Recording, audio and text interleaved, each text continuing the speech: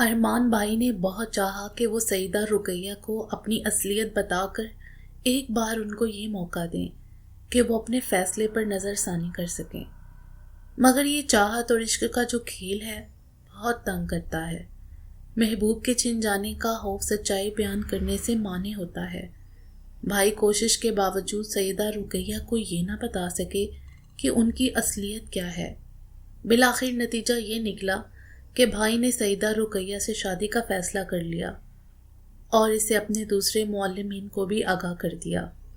رمضان المبارک کی 27ویں کو نکاح اور رخصتی قرار پائی تھی۔ بدقسمتی سے جس روز بھائی کا نکاح تھا اور وہ نکاح کے لیے تیار بیٹھے تھے، میرے والد مدرسے میں آ گئے۔ یہی وہ دن تھا جو میرے والد نے بھائی کی اپنے دوست کی بیٹی کے ساتھ شادی کے لیے رکھا تھا۔ بھائی کو یہ علم نہیں تھا۔ والد نے جب انہیں دلہا بنا دیکھا تو وہ طیش میں آ گئے اور انہوں نے آؤ دیکھا نہ تاؤ بھائی کو مسند سے اٹھایا اور زمین پر پٹخ دیا۔ گلاب کے ہار جو ان کے گلے میں تھے پتوں میں بکھر گئے۔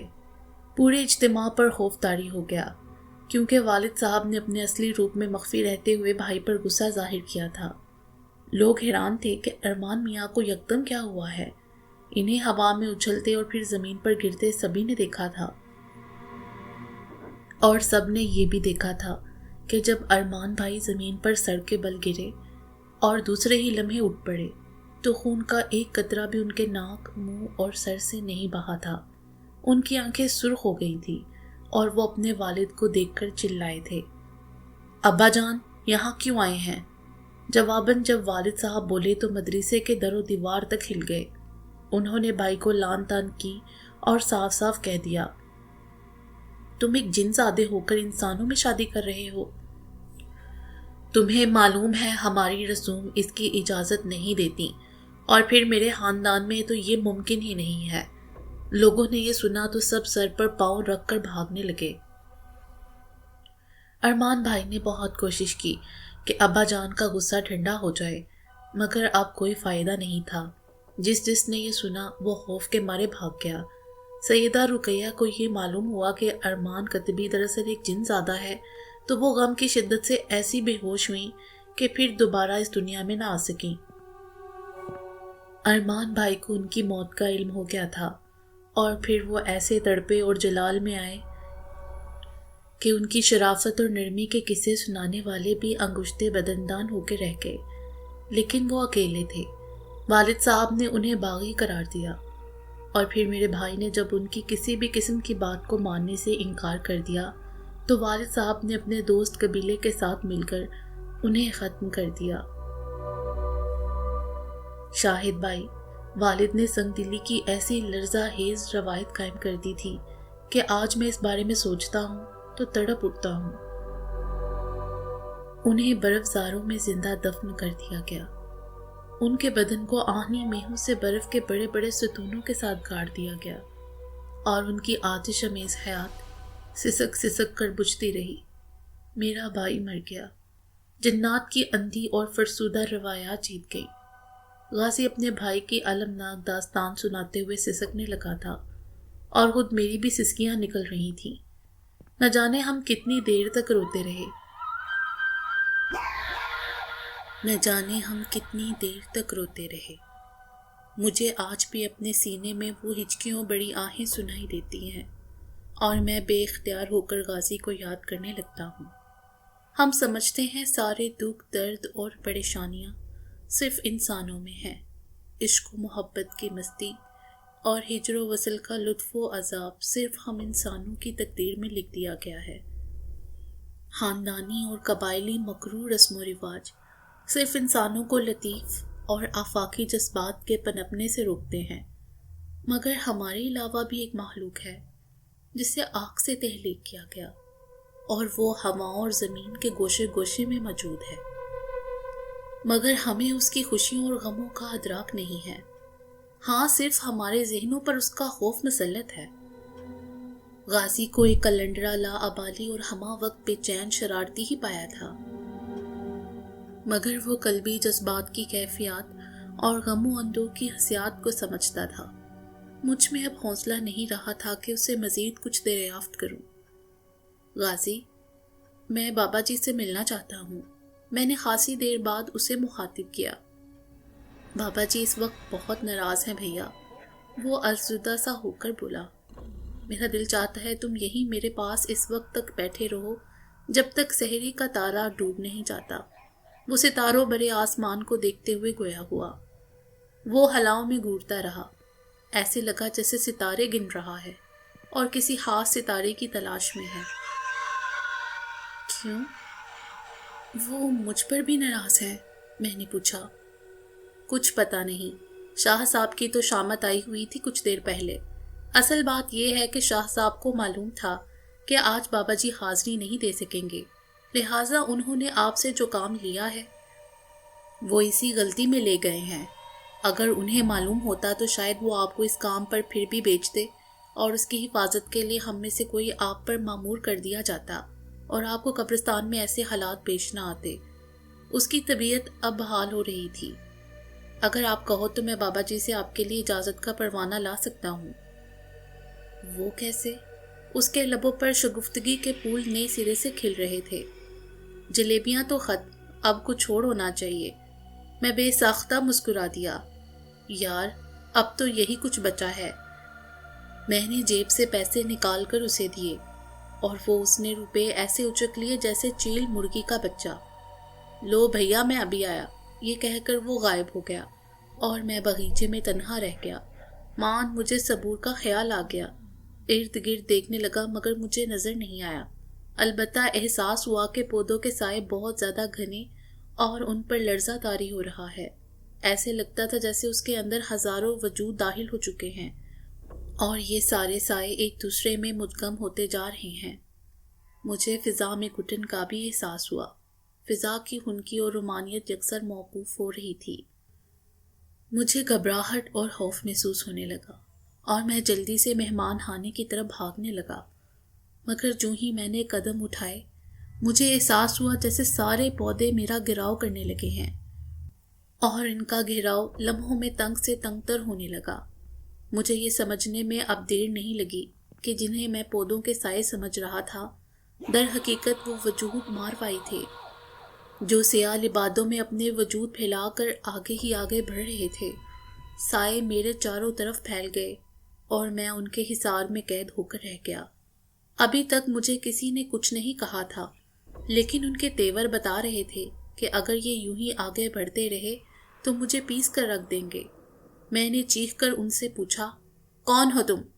مگر مجھے کوئی جواب نہیں ملا اور سائے میرے بالکل قریب آ گئے، اور پھر اس سے قبل کہ میں کچھ کرتا، محض ایک کربناک چیخ تھی جو میرے اندر سے بلند ہوئی تھی اور میں اتنے زور سے چلایا تھا کہ میری آواز میلوں تک سنی گئی ہوگی۔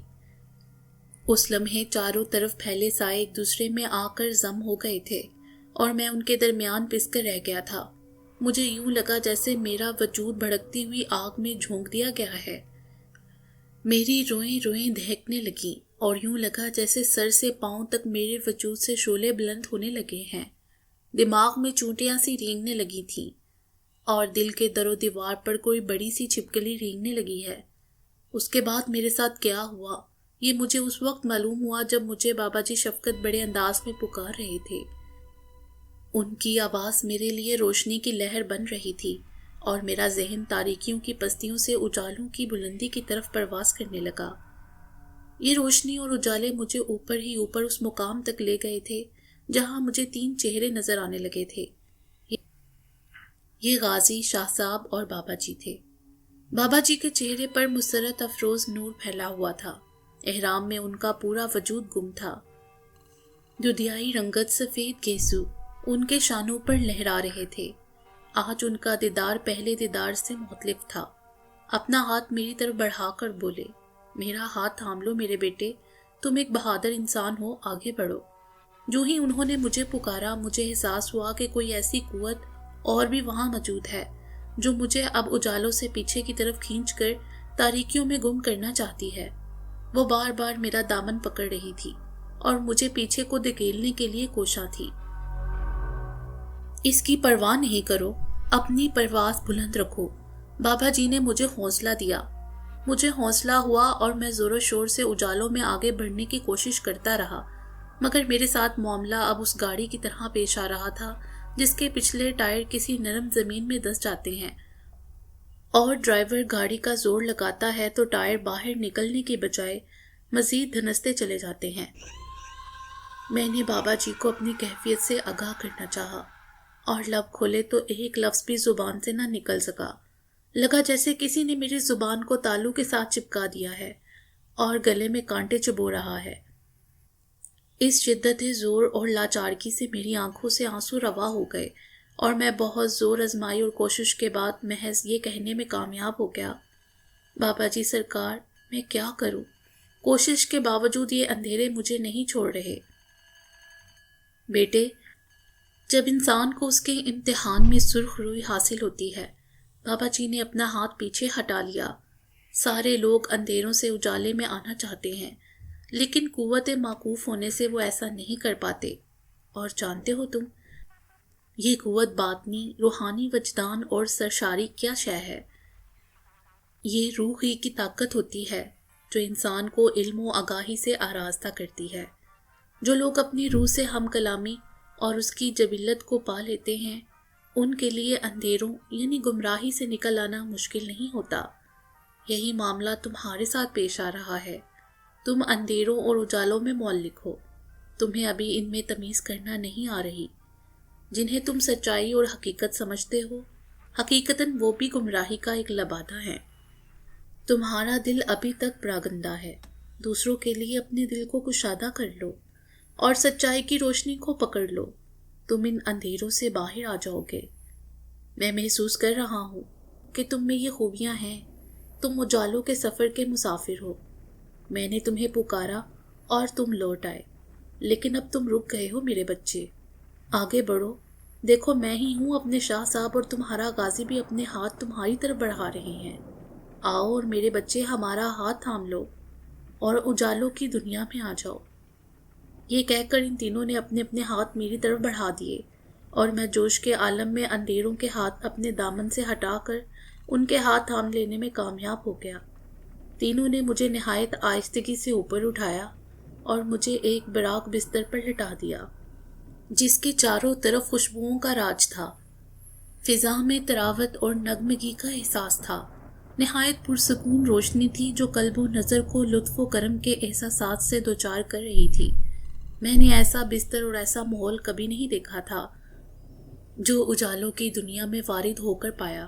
بابا جی، شاہ صاحب اور غازی میرے بستر کے گرد کھڑے تھے اور مسکرا رہے تھے۔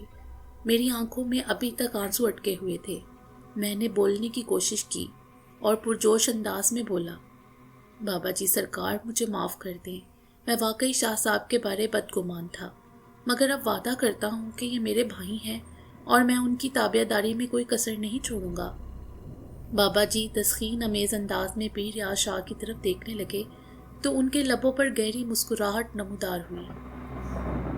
ایسی مسکراہٹ جو اکثر فاتح بن کر اور احساس تفخر سے بڑے لوگوں کے چہروں پر کھلتی ہے، مگر لوگ اس مسکراہٹ کا مطلب نہیں جان پاتے کہ اس کے کھلنے میں کتنے قہروں نے اپنا وجود غارت کیا ہوگا۔ اب تم آرام کرو۔ بابا جی نے اپنا نرم ریشمی ہاتھ میرے ماتھے پر رکھا تو ان کے لمس کا احساس میرے رگو پے میں سکون کی لہریں پیدا کر گیا۔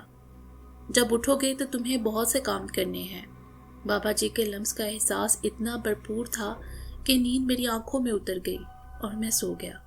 بہت ہی گہری پرسکون نیند، ایسی نیند کہ جب بیدار ہوا تو لگا جیسے اس دنیا کی علائشوں اور ذہنی جسمانی تھکاوٹوں کا کبھی شکار ہی نہ ہوا تھا۔ میں بڑی راحت ملی تھی اور مجھے اپنے وجود میں نئے سرے سے سرشاری اور گرم جوشی محسوس ہونے لگی تھی، گویا اس نیند نے مجھے ریچارج کر دیا تھا۔ شاید میں پیروں سویا ہوں گا۔ جب آنکھ کھلی تو میں مہمان خانے میں شاہ صاحب کے بستر پر سویا پڑا تھا۔ میں آنکھیں ملتا ہوا انگڑائی لے کر اٹھ پڑا۔ کمرے میں ہلکا سا اجالا تھا، صبح ہو رہی تھی اور نرم روشنی کھڑکیوں سے چھن چھن کر اندر آ رہی تھی۔ کمرے کی فضا ابھی تک گمان کی حد تک معطر تھی، لیکن جو ماحول اور آسودگی مجھے نیند سے پہلے میسر تھی وہ اب کمرے میں عنقا تھی۔ میں سوچو بچار میں مبتلا ہو گیا کہ میں تو ایک براق بستر پر سویا ہوا تھا اور اس کمرے کی فضا ایسی تو نہ تھی۔ مجھے خیال آیا کہ غالباً میں نے نیند کی حالت میں یہ لطف و کرم پایا ہے۔ میرا وجود گواہی دے رہا تھا کہ جو افسردگی خواب میں ملی ہے وہ یقیناً اپنی حقیقت رکھتی ہوگی۔ میں ذہنی طور پر الجھنے بھی لگا تھا کہ میرے ساتھ یہ کیا ہو رہا ہے۔ پھر مجھے یاد آیا کہ باغیچے میں میرے ساتھ کیا ہوا تھا، اور پھر لمحہ لمحہ سرکتی ہوئی یادیں مجھے بابا جی کی باتیں یاد دلانے لگی۔ میں بستر سے اٹھا ہی تھا کہ دروازے پر کھٹکا ہوا اور شاہ صاحب تولیے سے سر کو رگڑتے ہوئے اندر داخل ہوئے۔ وہ غسل کر کے آئے تھے۔ مجھے دیکھتے ہی بولے، مزے لوٹ لیے ہیں، بڑے قسمت والے ہو تم۔ میں پرجوش مسکراہٹ لیتے ہوئے بولا، یہ سب آپ کی مہربانی ہے شاہ صاحب، ورنہ میں کس کام کا۔ ارے تم تو بڑے کام کے ہو۔ ان کی بات سن کر مجھے بابا جی کی بات یاد آ گئی۔ شاہ صاحب میں تو باہر باغیچے میں تھا اور چھوڑو ان باتوں کو، شکر کرو کہ تمہاری چیخ سن کر بابا جی نے تمہیں اس عفریت سے جلد بچا لیا، ورنہ تمہارا حال بھی وہی ہوتا جو زلیخا کا ہوا تھا۔ وہ کون تھا؟ میں پریشان ہو کر ان کربناک لمحوں کو یاد کرنے لگا۔ وہی خرام خور کالی داس تھا جو تمہیں قبرستان میں ملا تھا۔ شاہ صاحب بیت کی کرسی پر بیٹھ گئے اور شیشی سے سرسوں کا تیل نکال کر گیلے بالوں میں لگانے لگے۔ اصل میں اس میں قصور میرا ہے، وہ بولے۔ تمہارے جانے کے بعد مجھے تو احساس نہیں ہوا تھا کہ اس خطرناک عملیاتی کام پر تمہیں نہیں بھیجنا چاہیے۔ بس دماغ پر طاقت کا نشہ تھا، اس لیے بھیج دیا کہ تمہیں کچھ نہیں ہوگا۔ اندازے کی غلطی ہو گئی۔ بابا جی خلاف توقع عین اس وقت آ گئے تھے جب تم قبرستان میں اس قبر میں گرے تھے اور وہ بدکار تم کو قابو کرنے لگا تھا، لیکن بابا جی کی حویلی میں آمد نے اس کو یہ جرت نہ ہونے دی۔ تم تو بھاگ کر آ گئے، اور ادھر بابا جی کو جب معلوم ہوا تو انہوں نے کھینچا تانی شروع کر دی۔ پھر جب تم باغیچے میں تھے تو اس بدکار نے تم پر دوبارہ حملہ کر دیا۔ اس نے یہ حملہ حویلی میں موجود کافروں کی پکھی کے ساتھ مل کر کیا تھا۔ اکیلا وہ حویلی میں نہیں آ سکتا تھا، وہ میرے دشمنوں کے ساتھ مل گیا تھا۔ وہ کون تھا؟ میں نے دوبارہ استفسار کیا۔ وہ ہمارا دشمن تھا، اب تمہارا بھی بن گیا ہے، شاہ صاحب نے کہا۔ ٹھہرو، میں تمہیں بتاتا ہوں۔ اس کا نام کالی داس ہے، ہندو ہے اور ہندو عالموں کے کام کرتا ہے۔ جس طرح ہمارے ہاں یعنی میرے ساتھ بابا جی پیار کرتے ہیں، اسی طرح کالی داس بھی جن ہے، مگر کافروں میں سے ہے۔ 1.5 سال پہلے میں میانی صاحب لاہور میں 40 روزہ وظیفہ کر رہا تھا کہ اس سے ٹاکرا ہو گیا۔ بابا جی ابھی میرے پاس نہیں آئے تھے۔ میں حقیقت میں بابا جی کا قرب حاصل کرنے کے لیے ہی یہ چلہ کاٹ رہا تھا۔ بابا جی میرے بڑے بھائی کے پاس آتے تھے۔ میری والدہ کی وفات کے بعد بابا جی سرکار بھائی سید اقبال حسین شاہ کے پاس حاضری دیتے تھے۔ میری والدہ عبادت گزار خاتون تھی، راتوں کو اٹھ کر عبادت کرتی تھی۔ بابا جی کی ان کے ساتھ عقیدت تھی۔ یہ الگ داستان ہے کہ بابا جی میری والدہ کے پاس کیوں آتے تھے، اور یہ میں تمہیں ابھی نہیں بتا سکتا۔ بہرحال میں جن دنوں چلہ کاٹ رہا تھا، میری رہنمائی اور سرپرستی کرنے والا کوئی نہ تھا۔ مجھے معلوم بھی نہیں تھا کہ چلہ کاٹنے سے پہلے مرشد کی اجازت چاہیے ہوتی ہے، چونکہ بابا جی بڑے بھائی کے پاس آتے تھے اور مجھے کسی حد تک ان کی آمد اور روانگی کے طریقہ کار سے آگاہی ہونے لگی تھی، بلکہ میں نے کچھ کلمات بھی سیکھ لیے تھے۔ لہٰذا میرے دل میں یہ خیال آنے لگا کہ بابا جی تو ہماری والدہ کے علم کی وراثت ہیں، اسے ہم دونوں بھائیوں میں تقسیم ہونا چاہیے۔ بڑے بھائی سے تو میں یہ نہ کہہ سکا، لیکن یہ خواہش مجھے بے قرار کرنے لگی اور میں بابا جی کی قربت کی خواہش سے تڑپنے لگا۔ ایک روز میں نے موقع پا کر بابا جی سے یہ کہہ بھی دیا کہ آپ کبھی مجھے بھی زیارت اور خدمت کا موقع دیں۔ اس پر وہ کہنے لگے کہ ہماری زیارت اور خدمت کا بوجھ اٹھانے کے قابل ہو جاؤ، اس کے لیے مجاہدے کرنے پڑتے ہیں، اپنا نفس مطیع کرنا پڑتا ہے، تم ابھی بچے ہو۔ میں نے مجاہدے سے مراد یہی لی کہ وہ مجھے کہہ رہی ہے کہ چلے وغیرہ کرو۔ ایک روز میں نے اخبار میں پڑھا کہ میانی صاحب کے قبرستان میں عالمین چلے کاٹتے ہیں۔ خیر میں نے محلے کے مولوی صاحب سے چلے کے بارے کچھ معلومات حاصل کی اور کچھ باتیں کتابوں سے پڑھنے کے بعد سمجھنے لگا کہ اب اس قابل ہو گیا ہوں کہ قبرستان میں جا کر چلہ کاٹ سکتا ہوں۔ اصل میں میرے دماغ میں جو بات آ جاتی ہے اور جو خواہش تنگ کرتی ہے میں اس کو پورا کرتا ہوں۔ بڑے بھائی کی عادت مختلف ہے۔ میں نے میانی صاحب میں 20 روپے دے کر گورکن سے 50 سالہ پرانی قبر پر بیٹھ کر چلہ شروع کیا تھا۔ مجھے چلہ کاٹتے ہوئے 3 روز ہی گزرے تھے کہ یہ بدکار کالی داس میرے سامنے حاضر ہو گیا۔ میں سمجھا کہ بابا جی آ گئے ہیں۔ مجھے کیا تمیز تھی؟ میں تو اس وقت یہ بھی نہیں جانتا تھا کہ جنات اشکال بدلنے پر قدرت رکھتے ہیں۔ میں نے اسے بابا جی کہہ کر مخاطب کیا تھا۔ اس نے بھی مجھے بابا جی بن کر ہی حوصلہ دیا اور کہا کہ اب مجھے مزید چلہ کرنے کی ضرورت نہیں ہے۔ میں نے دل کھول کر بڑے بھائی کے خلاف باتیں کی اور اسے اس کی حاضری کے کلمات حاصل کر لیے۔ میں خود کو بڑا خوش قسمت سمجھتا تھا کہ میں دنیا کا واحد عالم ہوں جس نے 40 روز کی بجائے صرف 3 روز میں ایک جن کو قابو کر لیا ہے۔ لیکن مجھے کیا معلوم تھا کہ مجھے پہلے ہی قدم پر گمراہ کر دیا گیا تھا اور میں عامل کی بجائے معمول اور موکل بن کر رہ گیا ہوں۔ میں نے اب گھر جانا چھوڑ دیا تھا۔ کالی داس نے مجھے لاہور کی ایک پرانی بستی کا ایک مکان لے کر دے دیا۔ اس بستی میں ہندو رہتے ہیں۔ میں نے اس بارے کوئی پوچھ تاچھ نہیں کی، بلکہ میرے اندر گھمنڈ پیدا ہونے لگا تھا۔ کالی داس روزانہ حاضری دیتا تھا۔ اس نے مجھ پر خود کو آشکار نہیں کیا تھا۔ وہ خود کو مسلمان جن ہی ظاہر کرتا تھا۔ اصل میں وہ بابا جی سرکار کو اچھی طرح جانتا تھا، اس لیے وہ مجھے استعمال کر رہا تھا۔ کالی داس آہستہ آہستہ کھلنے لگا تھا۔ میں نے اس بستی میں چند آسیب زدہ مریضوں کا علاج کیا تو لوگ میرے پاس آنے لگے۔ پیسہ بھی آنے لگا اور مریدین بھی۔ ایک روز کالی داس نے مجھے کہا کہ اگر تم کچھ کالے علم وغیرہ سیکھنا چاہتے ہو تو میں تمہیں سکھا دوں گا۔ میں اس وقت حیران نہیں ہوا کہ ایک مسلمان جن مجھے شیطانی علم سکھانے کی بات کیوں کر رہا ہے۔ اصل میں جب خواہشات کی تکمیل کا شمار ہو تو انسان کسی ناجائز بات کی بھی پرواہ نہیں کرتا۔